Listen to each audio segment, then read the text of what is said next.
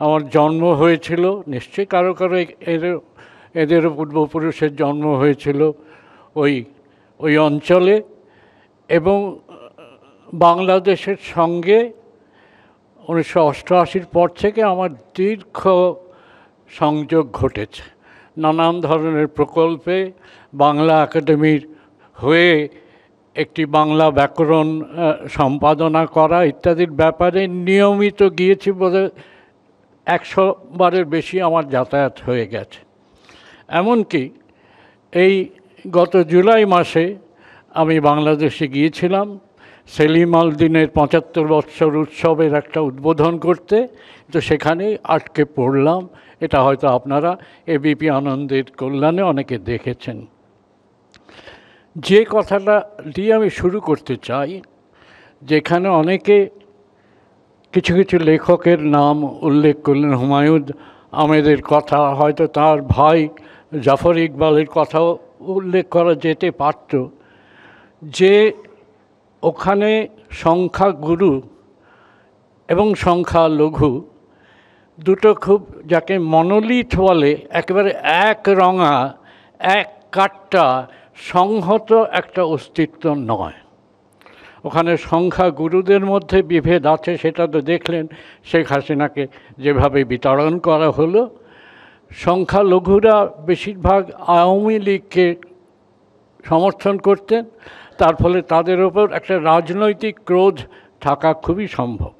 আমি এটা বলছি না যে সাম্প্রদায়িকতার বোধ কোথাও নেই, নিশ্চয়ই আছে। যেভাবে আমি এখনকার প্রশাসনের কথায় পরে আসছি, যেভাবে হিন্দুরা দেশত্যাগ করেছে, প্রথমে শতকরা 35% থেকে আস্তে আস্তে 8% এসে দাঁড়িয়েছে, তাতে সাম্প্রদায়িকতার একটা উপাদান নিশ্চয়ই আছে। আবার সঙ্গে সঙ্গে সাম্প্রদায়িকতাও তো একটা জটিল ব্যাপার।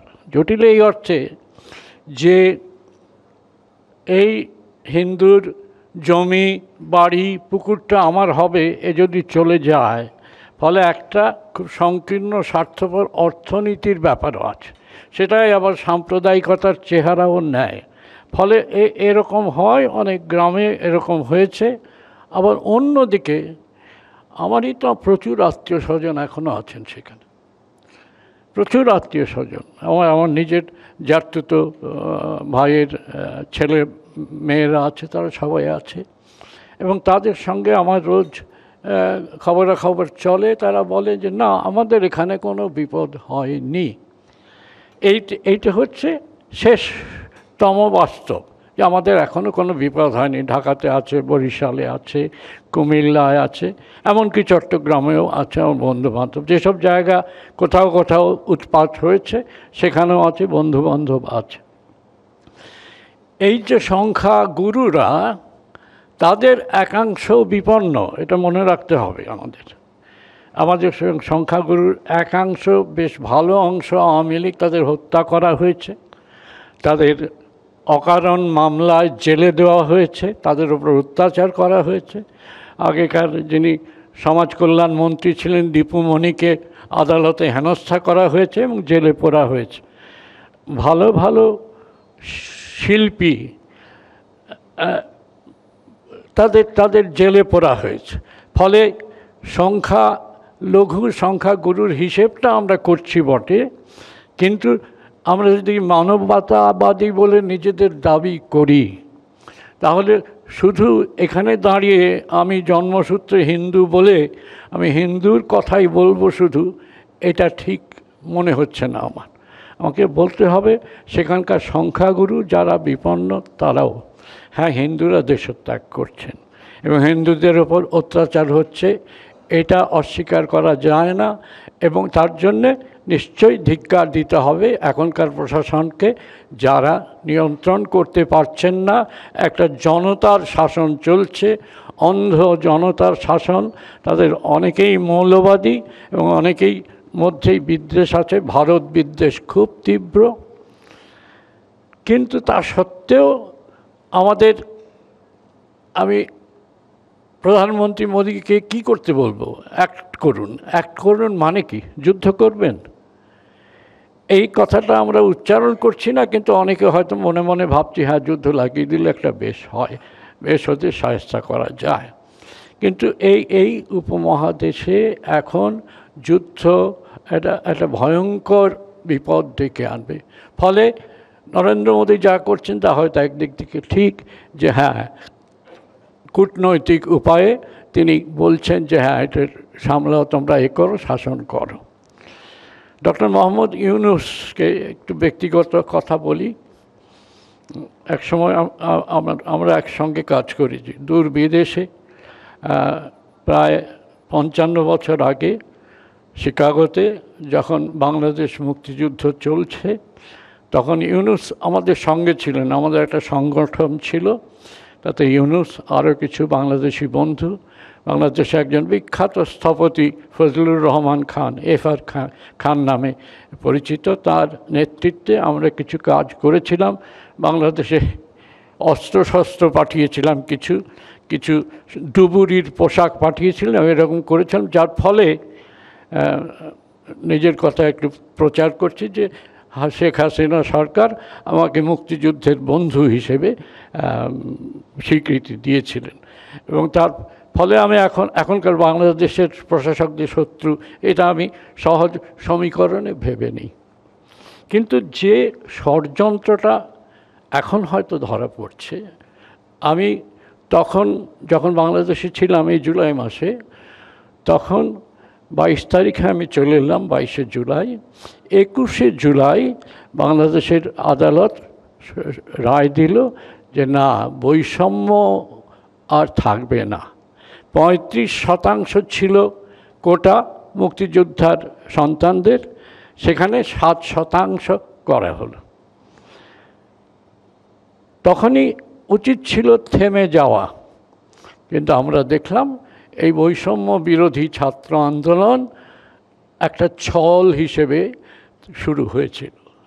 ওটা আসলে ছিল পেছনে, আমি জানি না, সুমন বা আপনারা যারা রাজনীতিবিদ আছেন, রাজনৈতিক বিশ্লেষক আছেন, তারা বলতে পারবেন আমেরিকার কী ভূমিকা ছিল, অন্যদের কী ভূমিকা ছিল, মৌলবাদী মধ্যপ্রাচ্যের দেশগুলো, আমি জানি না সে সমস্ত।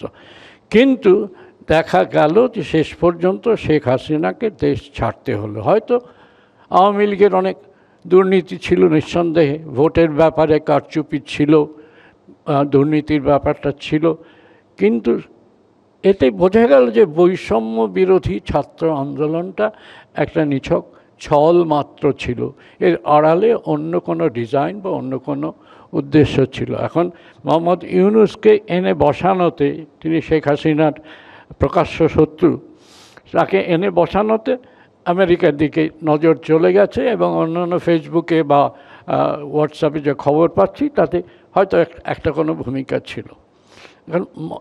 কিন্তু এই কথাটা আমাদের সবসময় মনে রাখতে হবে, হ্যাঁ সংখ্যালঘু পীড়ন হচ্ছে, সংখ্যালঘু পীড়ন ধিক্কারজনক। হিন্দু সন্ন্যাসীদের ওপর হামলা হয়েছে, তাদের জেলে পোরা হয়েছে, তাদের বিচারের সুযোগ দেওয়া হয়নি, এগুলো অমানবিক এবং ধিক্কারযোগ্য, এবং তার জন্যে আমাদের প্রতিবাদ হওয়া উচিত। প্রতিবাদ হচ্ছে, পশ্চিমবাংলায় হচ্ছে, ভারতে প্রতিবাদ হচ্ছে।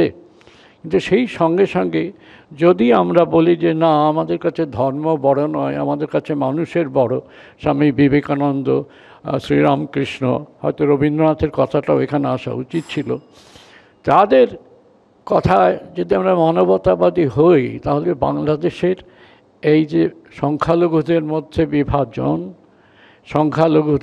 সংখ্যাগুরুদের মধ্যে যে বিভাজন, এবং সংখ্যাগুরুরাও যে অত্যাচারিত হচ্ছে, এবং তারা চলে যদি আসে, শুধু হিন্দু আসবে না, কিন্তু আপনার মনে রাখবেন আসবে বিপন্ন মুসলমানেরাও আসতে চাইবে, তারাও আশ্রয় চাইবে। তাদের প্রতি আমাদের কি ব্যবহার হবে, কি করব আমরা? তারা তো বিপন্ন, একজন রাষ্ট্রের অপশাসনে অত্যাচারে বিপন্ন, তাদের জন্য আমরা কি করব? এই ভাবনাটা শুধু সংখ্যালঘুর দিক থেকে ভাবতে হবে না, সংখ্যাগুরু এক শ্রেণী মুসলমানের কথাও ভাবতে হবে, যারা এতদিন বাংলাদেশের সাহিত্য, সংস্কৃতি, শিল্প সমস্ত কিছুকে উজ্জ্বল করে রেখেছিলেন, বাংলাদেশের আত্মপরিচয় তৈরি করেছিলেন, সেই মানুষগুলো, চঞ্চল চৌধুরীকে গৃহবন্দী করে রাখা হয়েছে। শুধু হিন্দু বলে নয়, মুসলমান প্রচুর শিল্পী, আসাদুজ্জামান নূর, তাকে জেলে বন্দি করে রাখা হয়েছে। তো শিল্প বিপন্ন হবে মৌলবাদীদের হাতে, শিল্প বিপন্ন হবে, নারীরা বিপন্ন হবেন। নারীদের তো বাজারে যেতে মানা করা হয়েছে, পোশাকের রেস্ট্রিকশন হচ্ছে। তো এই এত সব বিপন্নতা শুধু হিন্দু মুসলিম এই দুটো সরল কথা দিয়ে এর ব্যাখ্যা আপনারা করবেন না, এইটা আপনাদের কাছে প্রার্থনা। নমস্কার।